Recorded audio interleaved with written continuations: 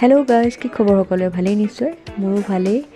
আৰু আজি 17/2/2024 আমাৰ পংখীজনীৰ বাৰ্থডে হয় আৰু বিয়া সকাম এইবোৰ লাটতে পৰিছে আৰু আজি আকৌ বাৰ্থডে দিন। খুব বেছি ডাঙৰ কৰা নাই, সৰু সুৰাকৈ কৰি থ'ম বুলি ভাবিছোঁ। আৰু সেই ঘৰতে নাৰিকল আছিলে, নাৰিকলৰ বাকলিকেইটা মানে কাকো কৈ পৰাই নাই, চবেই কামতে ব্যস্ত হৈ আছে।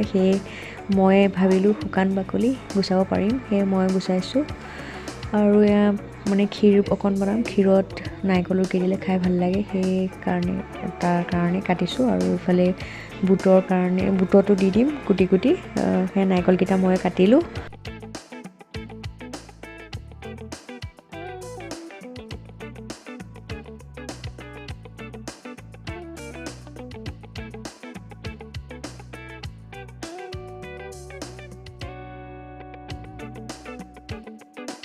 আৰু এতিয়া প্ৰসাদখিনিও ধুই কৰি ৰাখোঁ যোগাৰ কৰি, আৰু এইফালে কলখিনিও কাটি লওঁ।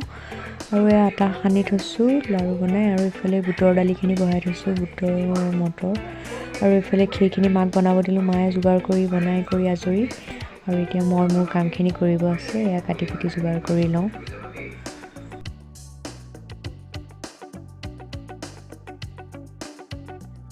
কেক বনাবলৈ অৰ্ডাৰ দিয়া নহ'লে, সেয়েহে ঘৰতে বনোৱা কেক। ওচৰৰ বৌ এজনীয়ে ক'লে বোলে কেকটো ময়ে বনাই দিম, আৰু বনাই ধুমাধুম স্কুল। মই ফোন কৰিছোঁ 1:30 বজাত বৌলৈ, আৰু ফোন কৰোঁতে বৌয়ে কৈছে হ'ব বনাই দিম। আৰু আজি শনিবাৰ, তাতে আমাৰ ঘৰত একো মাছ মাংস নাখায় যে, ডিম দিয়া নাই মানে কেকটোত। ময়দা দি এনেকৈ বনাই আনিছে, আৰু তাতে মানে কেকটো ইমান নুফুলিলে, সেইকাৰণে বৌয়ে কি কৰিছে, আকৌ এক্সট্ৰা কেক এটা কিনি আনিছে। সেই কেকটো কাটি ওপৰত সজাই দিছে, তেনেকৈ কেক কটা হৈ গ'ল। আৰু চাওকচোন কেকটো।